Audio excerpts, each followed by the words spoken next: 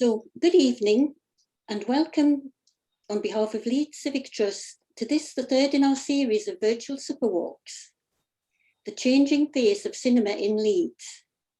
Tonight, we will take a virtual walk through the city of Leeds.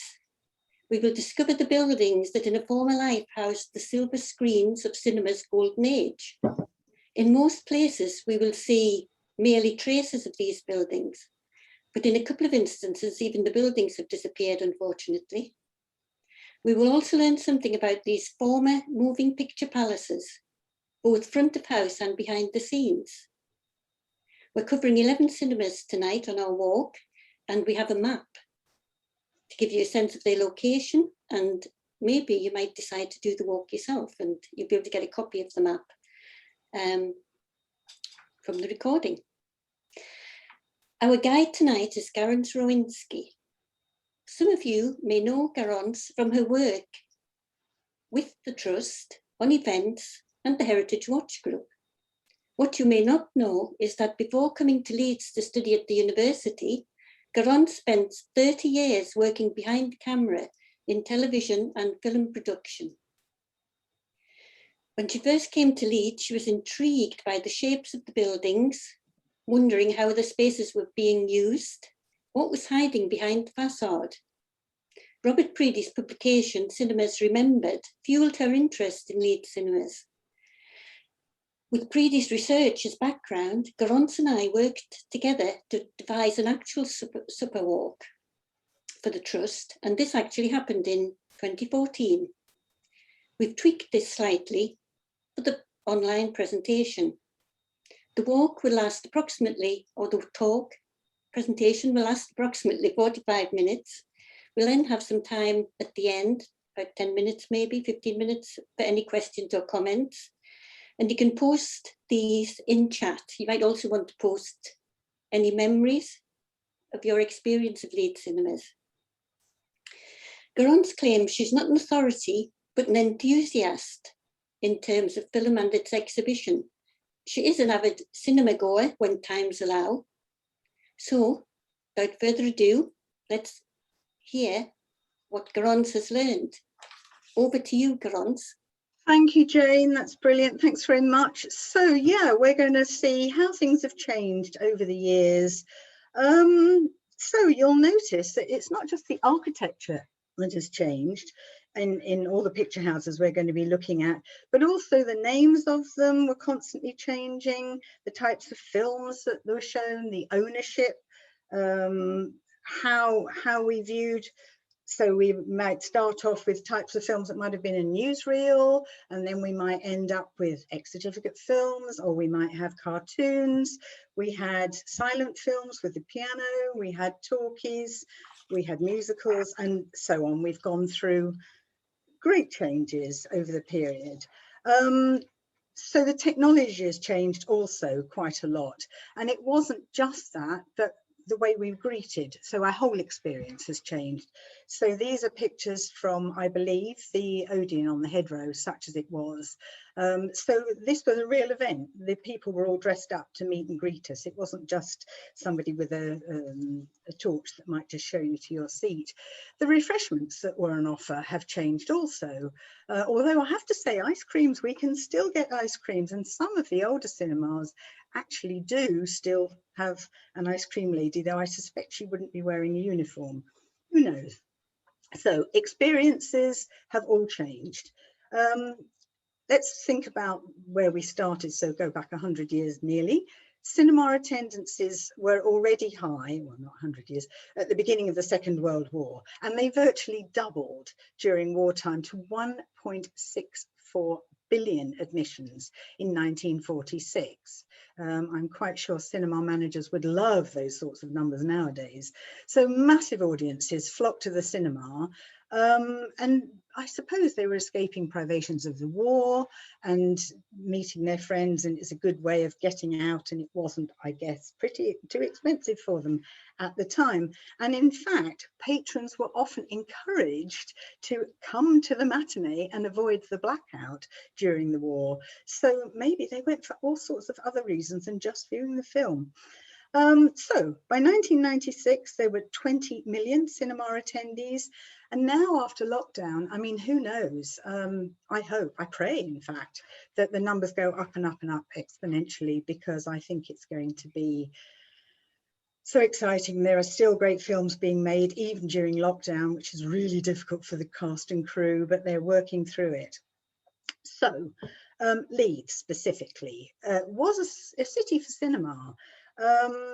From a peak of, we believe, 68, Preedy tells us 68 cinemas in and around Leeds, others say more, say 80 screens. They went down from, in 1939, they went down to, from, yeah, 68, say, down to 15 in 1980. So a complete collapse of many of these wonderful picture palaces. As well as having the potential audience any growing city would, the geography of Leeds is significant because we're slap bang in the middle of the country. So we had a very big distribution centre here too, which a lot of people don't apparently know. So between City Square and King Street, we had the offices of Rank, Columbia, Walt Disney, Paramount, Eros. I like this man here, of course. And here's another of my favorite images. So they're making the logo. You're actually filming and sound recording the logo of the Lion's Roar, which is fantastic, I think. And I love their flat caps. They must be Yorkshiremen, or maybe not. Warner Brothers Pictures also, we remember them. And they were all in and around City Square and King Street. So we could consider they were maybe the Soho of the film industry that we have down in London. This is our equivalent in Leeds. And then we had United Artists, Fox, Butchers, New Realm, all in what might have been considered the Wardour Street of Leeds. We also had the Cinema Exchange and Exhibitors Club, and they apparently had premises, I'm told, and I haven't worked this out, in the arcade opposite King Charles Street. So some of you are more au fait with Leeds, you might remember that. However, before we start our walk, we cannot forget Louis Le Prince. So we're not actually going to Leeds Bridge, where this Civic Trust blue plaque is, but Louis Le Prince played a very significant part in filmmaking and projection, in fact. Exhibition, should we say. So he was deemed to have shot the first moving image on Leeds Bridge, as this tells you. He also had a projector which would show on a white screen. So we could possibly claim that he showed the first film show in the world, because he had a studio in Woodhouse Lane, which is where Old Broadcasting House is now, and Leeds Beckett University buildings. So thus establishing, some people feel, Leeds as a cradle of the moving picture industry. He disappeared and we have no time to discuss him in detail. Maybe Edison and Lumiere were involved in some sort of industrial espionage, who knows? Because again, it was potentially big money and everyone could see that this was a new form of entertainment coming through. We also apparently had the Electrocord Studios in Domestic Street in Holbeck, who were said to have pioneered talkies in 1927. And they experimented in the Scarlet Cinema, which is one of the 11 cinemas that we are going to visit this evening. So let's see where we're going. We're going to, those of you who know, this is, or don't know, this is the main shopping area of the city centre. So we're going to start at the station, always a good way. Check out 3 cinemas here, go all the way up past Millennium Square to the Tatler Stroke Coliseum, to the Coliseum Stroke Gaumont. They all change names, these cinemas. It's remembering. Google Maps doesn't get it, but we're going to skip through Vernon Street, through Merrion Centre, and look at where the Odeon used to be, up to New Briggate, all the way down into the Hedgerow, Scala, end up back on Briggate. So a bit of a journey, and we've got less than 45 minutes to do it now. So moving swiftly on. Good place to start. This is Leeds Central, well, the only station in Leeds now at the moment. And I would suggest that if you look at this station concourse, certainly to me, the fluting, the lights and so on feel very Odeon-like. I took these shots just after lockdown. So this is currently Bagel Factory, they call it. Used to be Bagel Nash. I'm sure thousands, many of us have walked down here and through here, but do we know what is written there? Have we noticed on the doorstep, on the door, and still is written News Theatre? So Jane has kindly given us these slides and given us the numbers of screens, the numbers of seats and the dates and the various names that they all call themselves. Very confusing, changes all the time. So the News Theatre, this would have been the entrance, would have been how it looked. Cecil Massey was a famous cinema designer, and he was the architect of this, maybe elegant, I would say, small, cosy cinema that was opened in 1938, and it was situated in the basement of the Queen's Hotel. They would have run continuous programs, so it would be the kind of place that would drive me crazy if I was coming to see a feature film. So people would be waiting for their trains, they might have 20 minutes to spare, they might pop in, pick up the newsreel, see what was going on in the big wide world. There may be a cartoon running. There was a Radio Parade magazine also that was coming up. And it would keep them entertained, and it was open from 12 noon until 11, so no screening times, just a regular running show going all the way through. So this is a projection. I'm not 100% sure this is the News Theatre projection box. It is a typical projection box with two projectors, and this is the reel of film here. I have students who have no idea what film looks like, what a reel of film looks like, because they think digital, which is interesting. These, of course, are smoke vents because these machines got very, very hot. And there's a really, this would have said no smoking, not smoking, of course, because in those days people did smoke, but the film stock was nitrate and it was highly flammable. Now, this is a film can that some of you may recognize, and interesting, this was maybe highly explosive as well as flammable, because if you read carefully, it says sex life in a convent. So yeah, the News Cinema was also the Tatler Cinema. So here's a picture of it when it's in its news guise, the News Cinema, with this obelisk that is not there anymore. The theatre opened in 1938, but I'm thinking that this image that Jane sourced for us is probably nearer 50s, and I think some of you can probably tell us when that was. You will know. We also have it in the Tatler guise, so Tatler Cinema Club. It was showing some pretty raunchy films, I think it's fair to say, at one point, erotic adult films, I think we might have described them as, but then it changed back to maybe more children's oriented films. They had Popeye, so maybe the spinach Superman of his day. And yeah, they changed sadly when they closed down in, when did they close? Yeah, theatre 1938. Sorry, I've lost the closing date. Here we go. 1980s. So quite they hung on for quite some time. But then they turned this into the Bondi Beach Bar, which some of you may have known as a nightclub. Now, currently, there's a huge amount of work going on at the hotel next door. I was hoping that they were going to do something with this, but at the moment there's hoarding all over the Queen's Hotel, but it doesn't look as though they're doing much with this. So who knows? However, let's walk across the road, or not even walk across, we could just actually turn our heads as we come out of the station to the left, and we come to the Majestic Cinema, which is in City Square. And you might like to think this is huge. Massive. 1922 it opened. It wasn't just a cinema, as you can see, it was a dance hall. It had an orchestra, tea rooms, the whole buttons and bells. It was very different from the cosy little cinema across the road. It was built of glazed marble. Now we don't see it so well in this image because it's quite dark. but I will show you something that will give you a better idea. So we had bullseye windows here, which we're going to see in another cinema that we visit. The marmor was actually terracotta, and it was made by Leeds Fire Clay Company. So it's very much a city, Leeds place, because they were up in Bermontofts.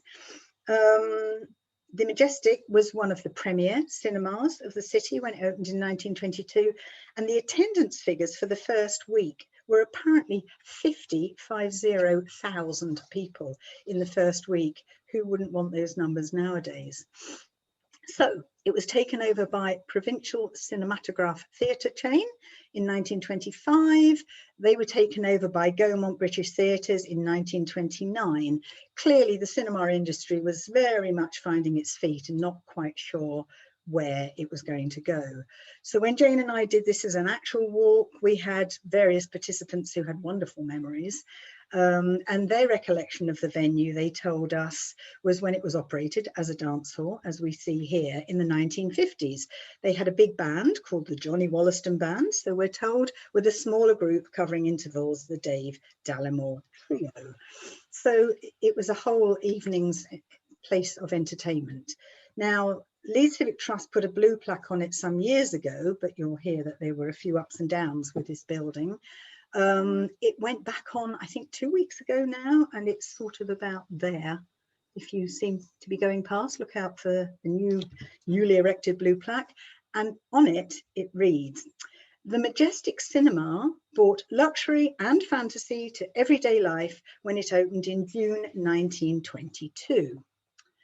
Its fan-shaped auditorium, complete with classical dome and Parthenon-style frieze, seated over 2,500 cinema goers. Music was added to the pleasure of the Majestic from the grand organ and the Majestic Symphony Orchestra, which played at dinner dances in its sumptuous restaurant." So here we have the grand organ, and here are the pipes that would have produced the sound, and this wonderful classical frieze all the way round. And yeah, a very grand space to be in, and I'm sure it really felt like people had gone for a night out. So the opening film was D.W. Griffith's masterpiece Way Down East, and it had 3 performances a day, so not like the news cinema that was continuous. So their performances here would be 2:30, 6 o'clock and 8:30. And dear old Harry Davidson would be down here on his playing the organ. And on the grand opening for D.W. Griffith's film, he apparently played the overture from William Tell. So that must have been quite a big deal, with, we're told, special effects. Quite what those special effects were remains to be seen. So then the talkies arrived. We're going to hear lots about talkies and dialogue films and so on, and far too much to explain here, and maybe we'll do more research another time. So talkies arrived in 1928. They showed a film, Black Waters, and then in 1929 the full-length dialogue picture, The Jazz Singer, was screened, and some of you may well have seen The Jazz Singer. So not going to go into details with organs, but there's a load online. 4 of the cinemas we're visiting today did have grand organs in them. For those who are organ geeks, this is a 3-manual Vincent, which was removed, sorry, let's go back, was removed in 1954. So South Pacific ran in 59 for 38 weeks.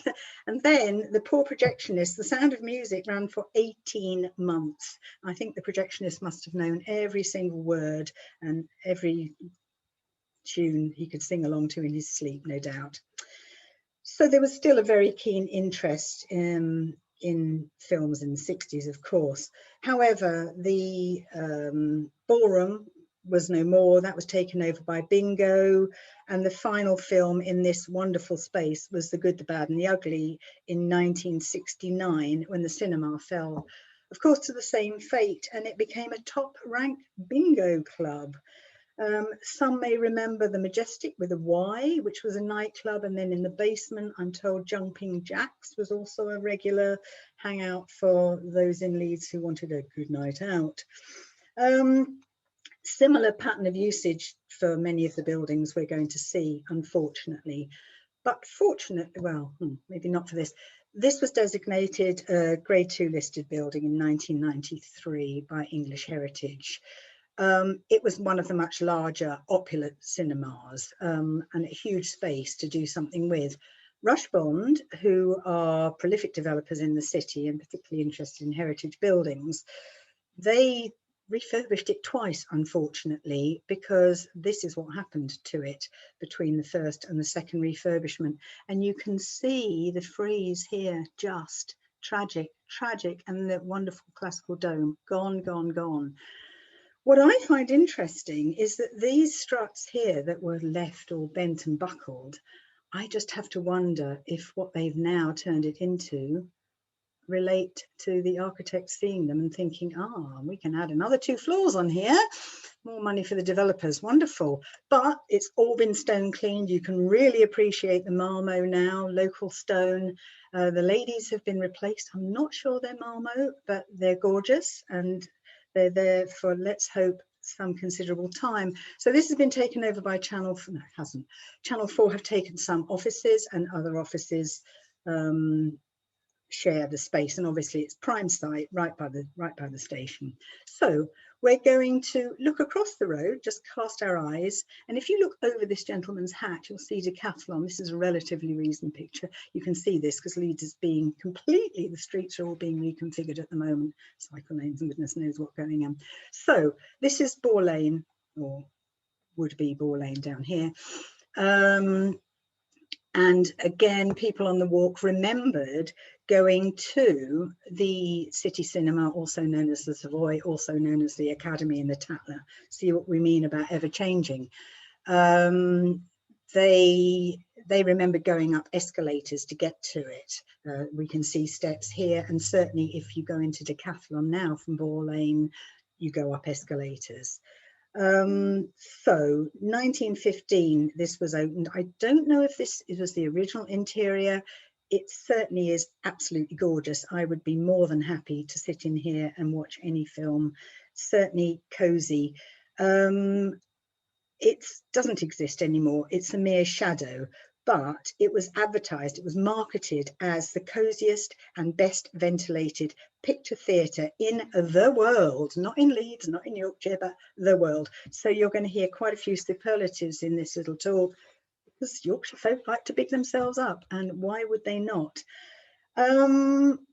In its early days, it ran continuous performances between 1:30 and 10:30 p.m. So much the same as the little cinema in the basement of Queen's Hotel.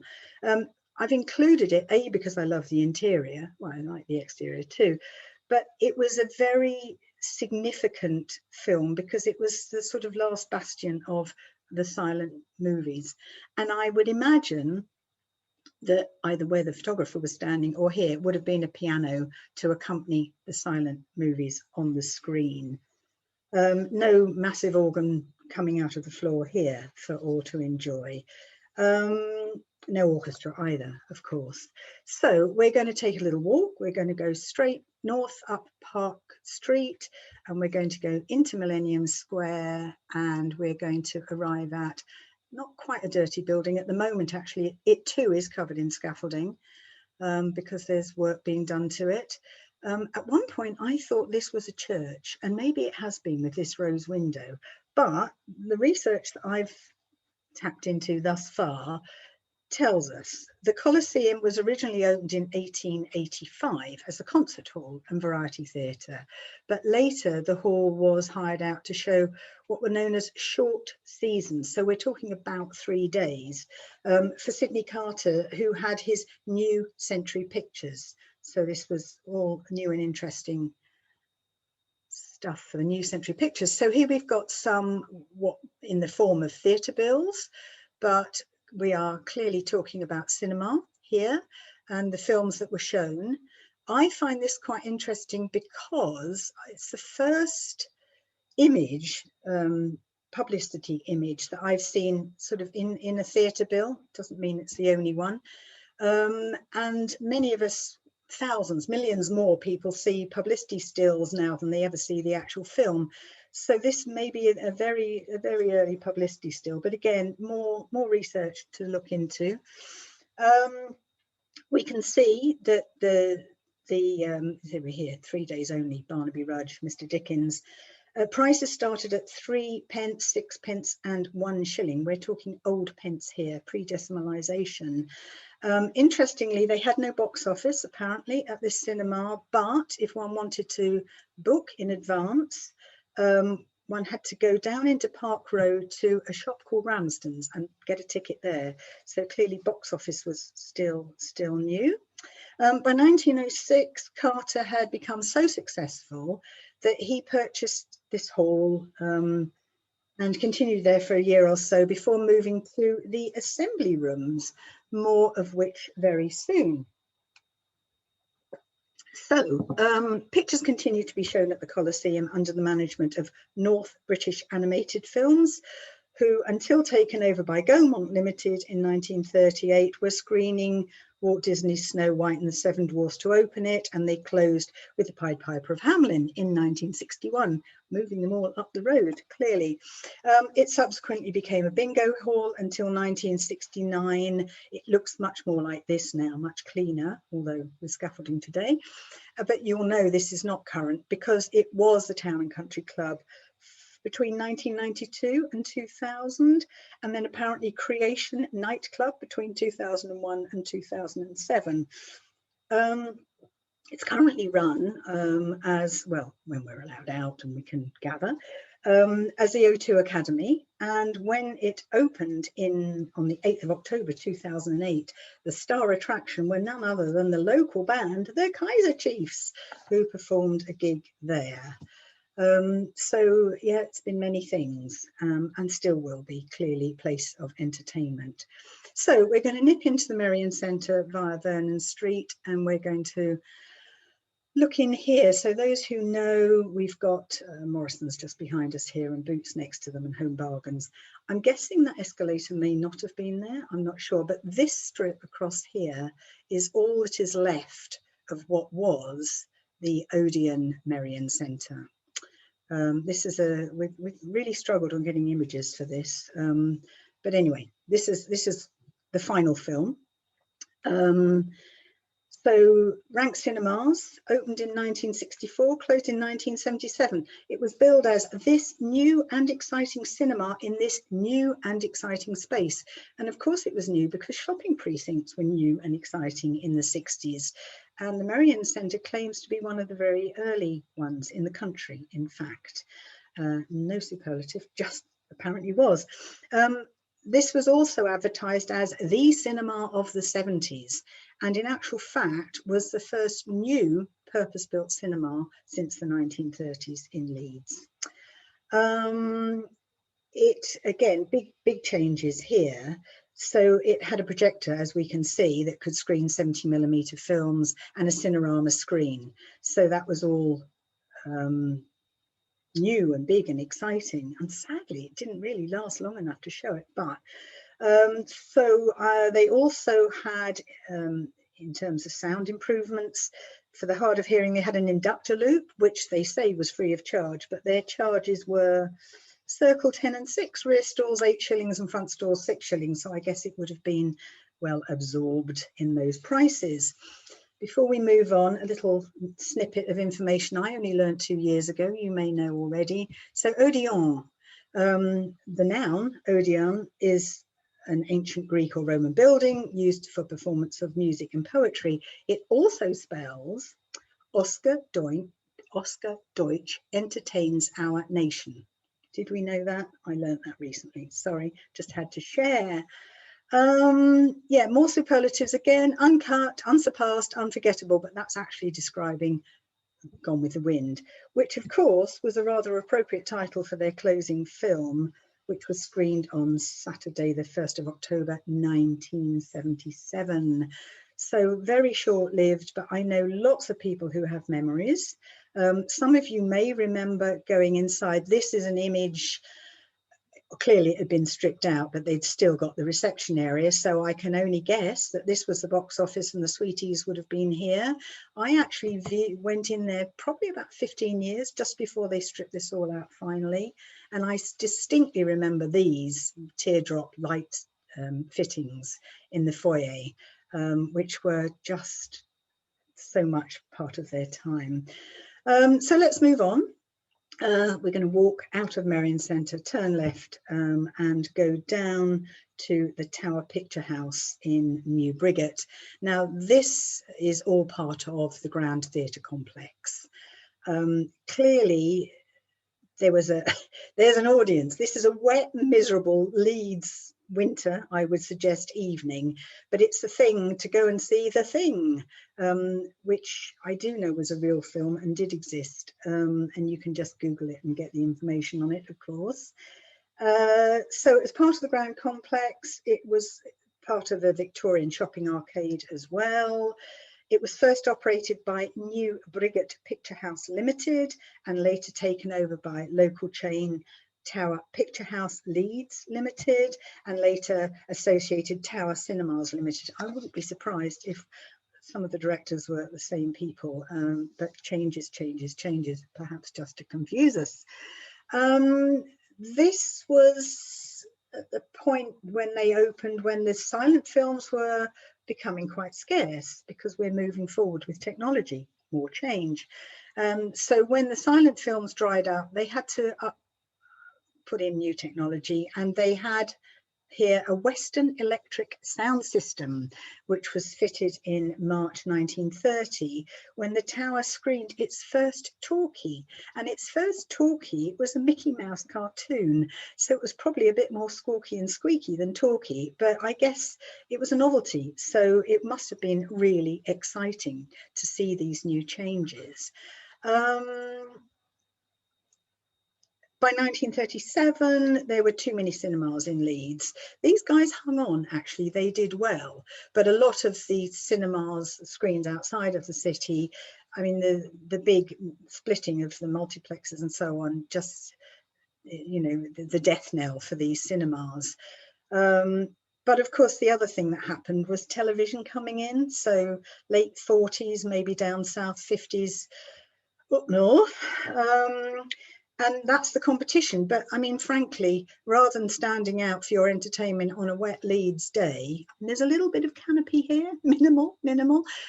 Yeah, wouldn't you want to sit in your living room in front of maybe a small crackly screen, but entertainment at home might have been an option from the winter outside. So we're going to go down here and have a little look-see. So that's the front of the now Grand Arcade. That's what we were looking at, the entrance to the tower. But down here we see this, and I'm sorry, I have to point it out, it's a ghost sign, and it is still there. This is a relatively recent image.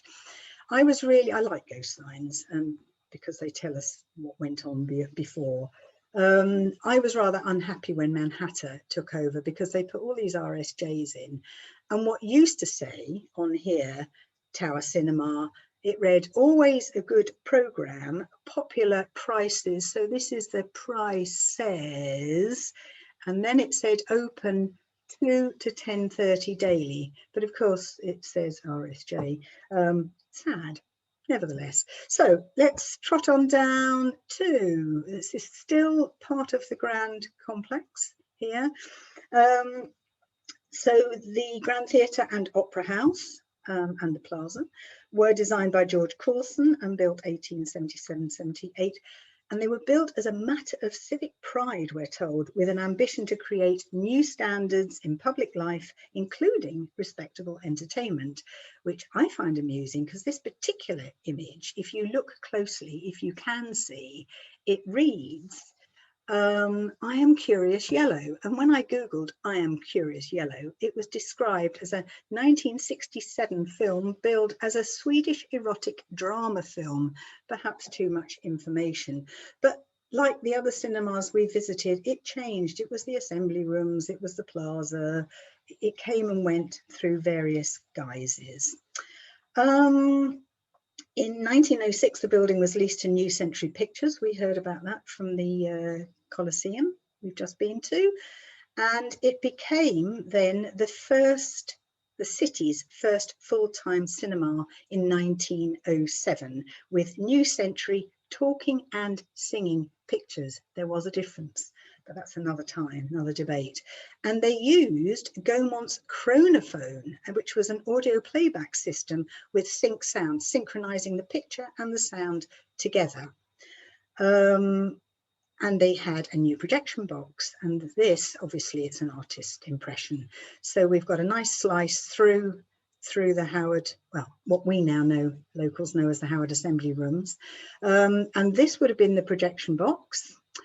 And yeah, the artist has got the projectionist looking a bit like a cameraman, but nonetheless, big projector, screen here, all our audience sitting up here with the film coming on. However, we have a little report, rather tragic,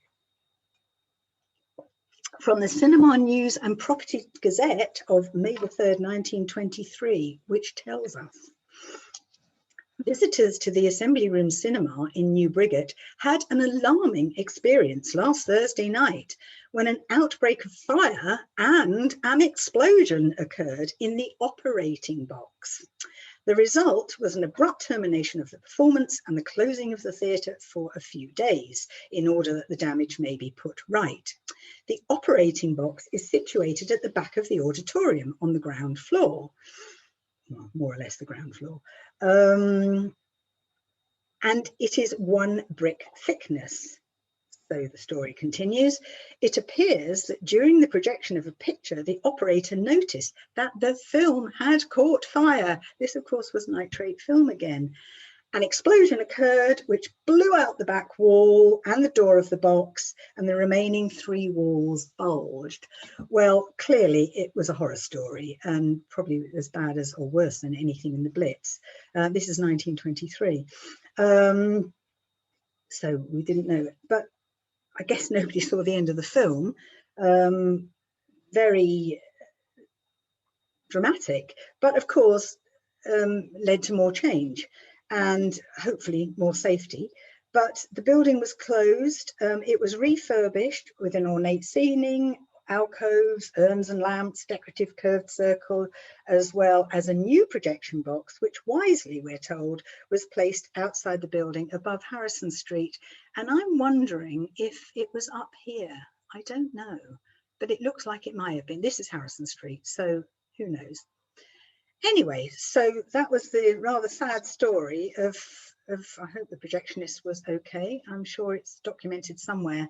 So it too changed. It had various, so this was one of the lesser elevated films that was shown, poster from Hangover Square that was shown in June the 18th for 6 days in 1945.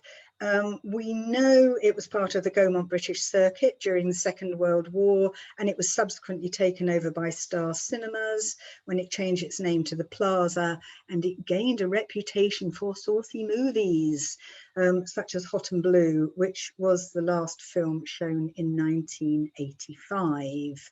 So when Jane and I went to do some research, the manager of the Grand, basically, he took us upstairs. You may recognise, some of you locals, the lovely tiles.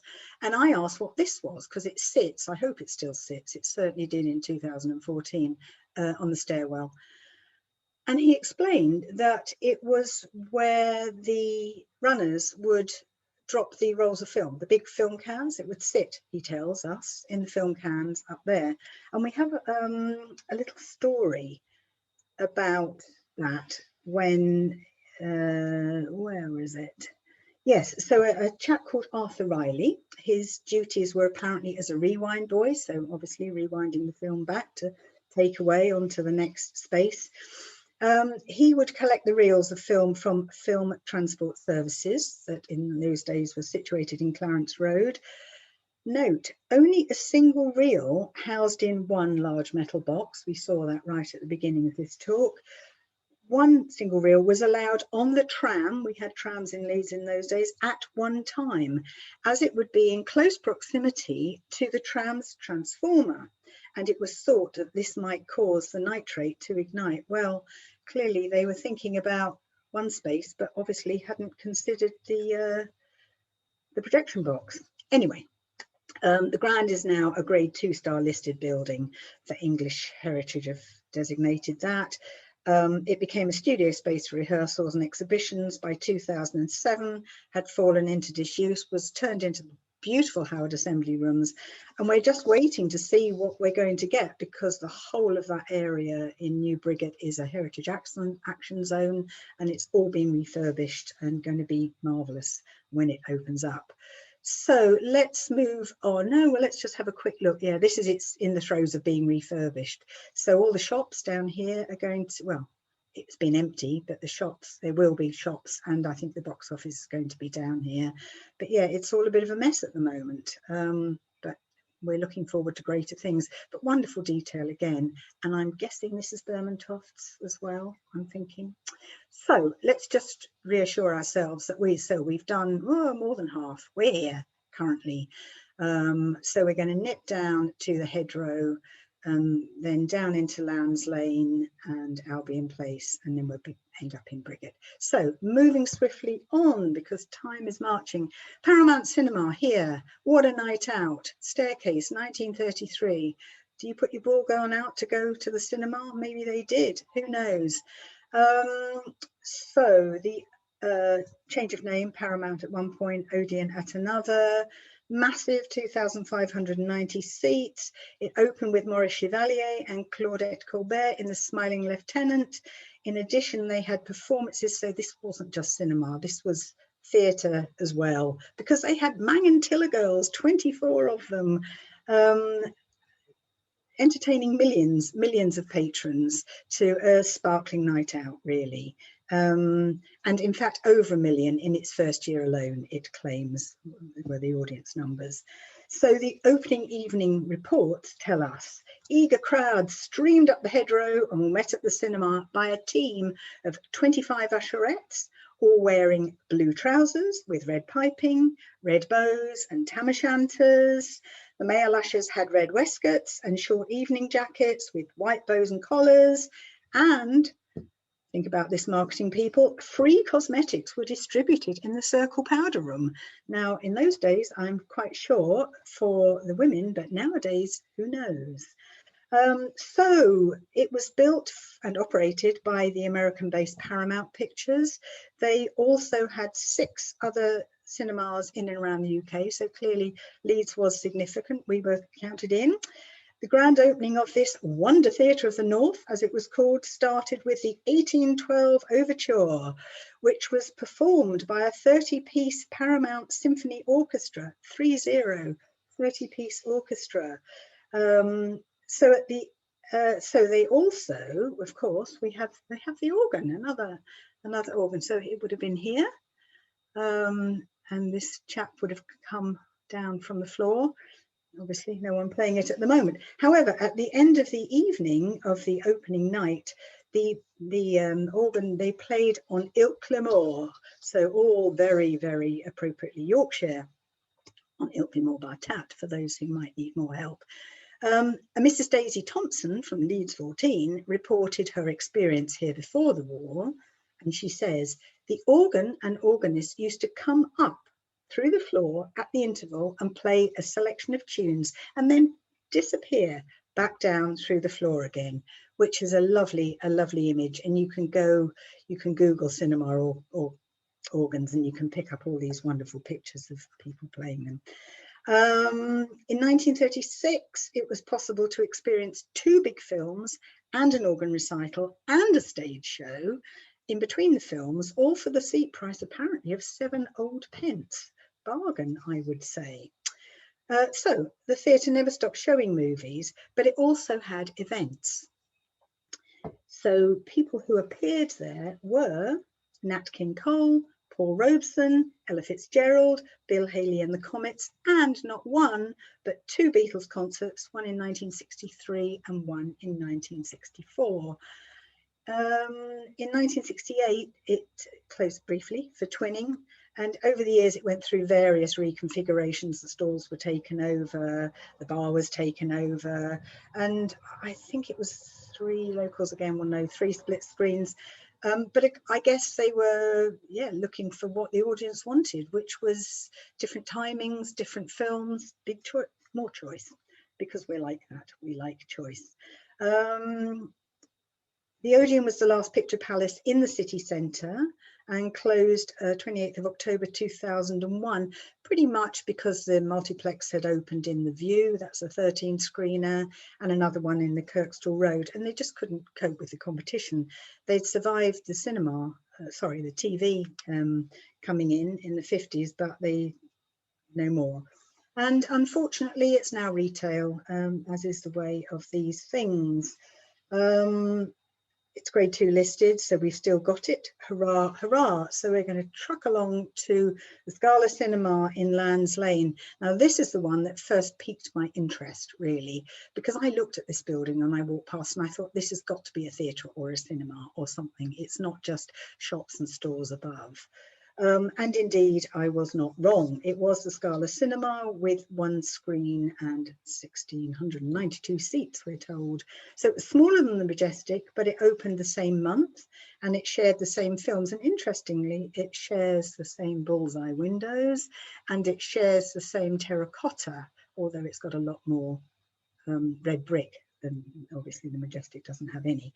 So it was billed as Yorkshire's Wonder Cinema, with the grand opening by invitation in the presence, invitation only, in the presence of the Lord Mayor of Leeds and a Mr. Owen Nares, the famous London actor. Maybe you know, not me. Celebrity clearly has been around for a long time. So here we have this wonderful auditorium. Lots, I mean, the interiors are just such a tragedy, such a loss. They are no more.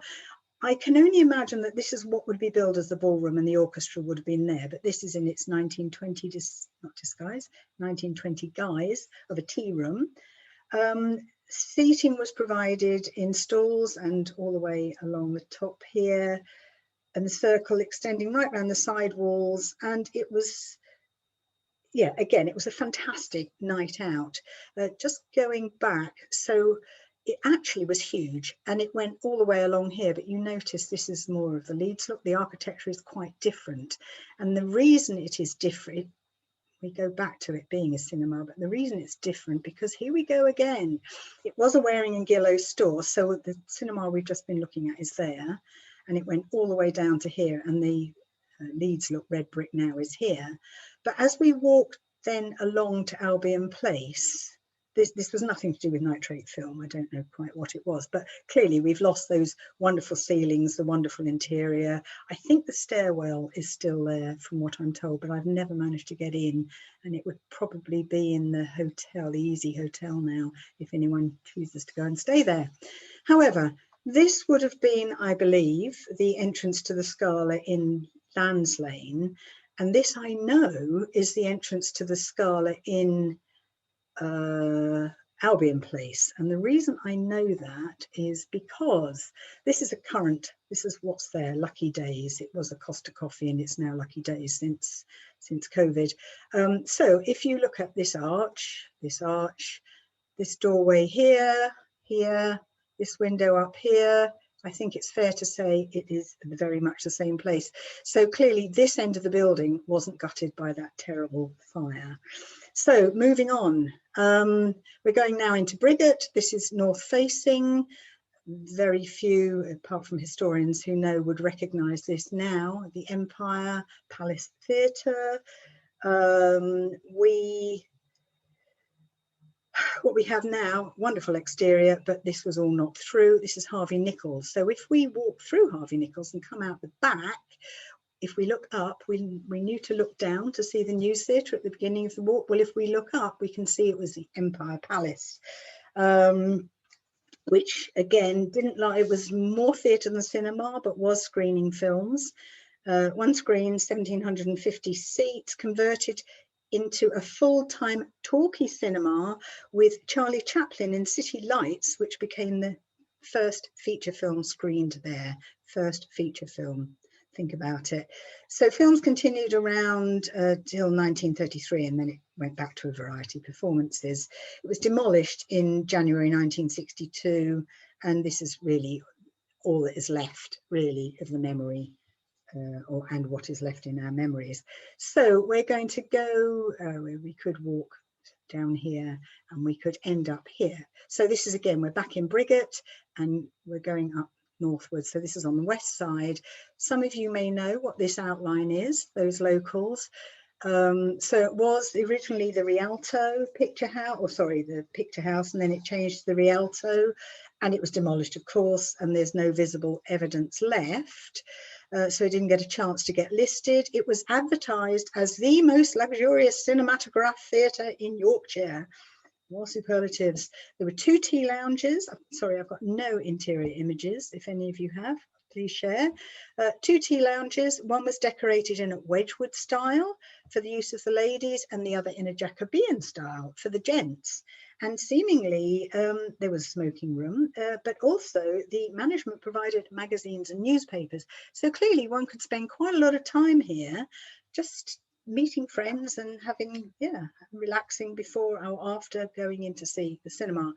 So in January 1929, they screened an early full-length dialogue picture, The Singing Fool with Al Johnson, and it ran for 10 weeks. Does any film run anything like that long now?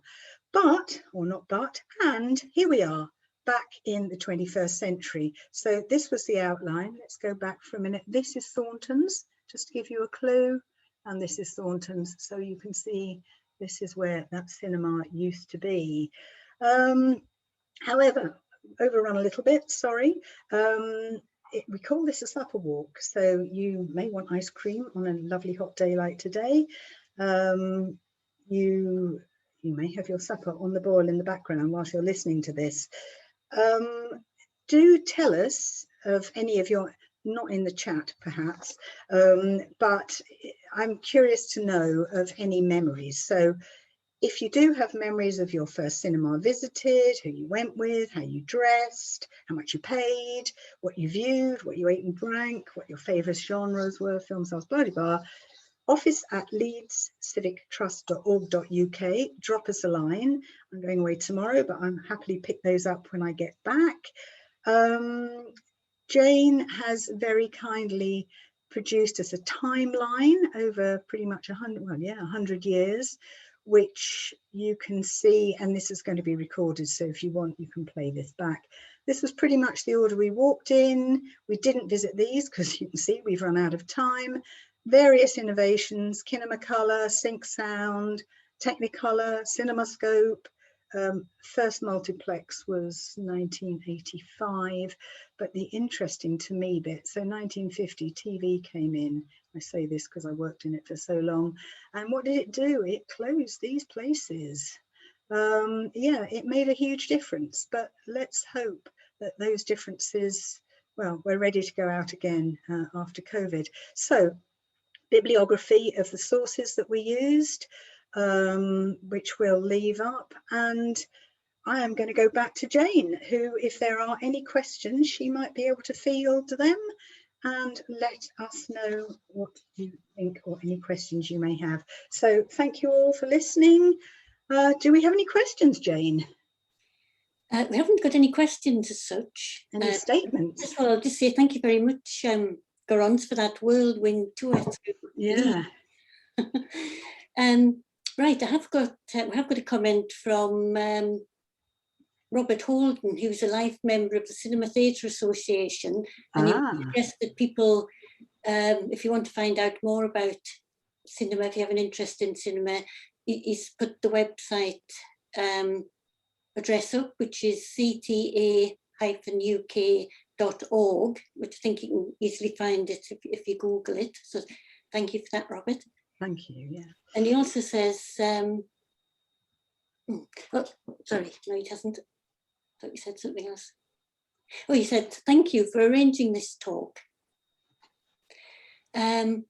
Also, Scala Rama Leeds, the panellist, is saying, if you want to find out more about old cinemas in Leeds and leaving your own cinematic photos and memories, the Hyde Park Picture House have created a website, Hiding in Plain Sight.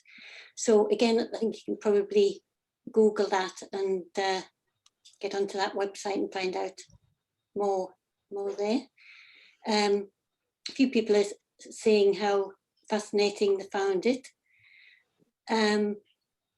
a lot of people found it fascinating. Betty says, thank you very much. Both my parents worked in cinemas, so it gave me many memories. And that's it on the comments. Could I just ask you a quick question, Garance? Oh, try me. I may not be able to answer it. Or maybe a comment, really, that do you think something has been lost in cinema, that it was more of an experience in the old days, in the golden age of cinema, luxury settings, you weren't just left to find your own way into the auditorium? Yeah, absolutely. It was an experience. It was a whole night out. It was very special. And if we remember that wonderful sweeping staircase in the Odeon, and I mean, chandeliers a go-go. Now, I mean, I'm ashamed to say, I just sneak off to an afternoon performance or an early evening performance in whatever I've been wearing. I don't make an effort. It's a shame. We don't treat it as such, and maybe we should. Equally, I mean, we think about food and what was served. Personally, I mean, I know it works for lots of people, but I hate cinemas that are all about food and not about film. I don't want people sitting in front of me eating in an auditorium when I'm trying to watch and view a film. But we all have different ideas, and I guess that's one of the reasons that the screens were all split up. So you've got different spaces that would give a different feel, were more appropriate for smaller audiences or larger audiences. Yeah, I would say the nostalgia. I would love to go back into the big old cinemas, but sadly the picture palaces are a thing of the past. However, we have to add that the wonderful Hyde Park Picture House is sadly still closed down, but currently being refurbished. So it's my go-to cinema in Leeds. Yes. And the audience are great, and they don't crunch popcorn all the way through the film.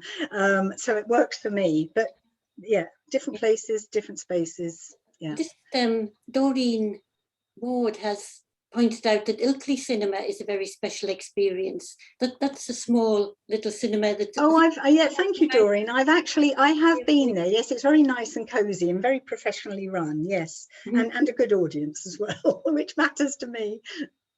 Yes, and John Steele said that his sister was an usherette at the Rex on Middleton Ring Road, but she was only 16, so she had to make herself scarce when X-rated films were in progress. Oh dear. She was too young to see them.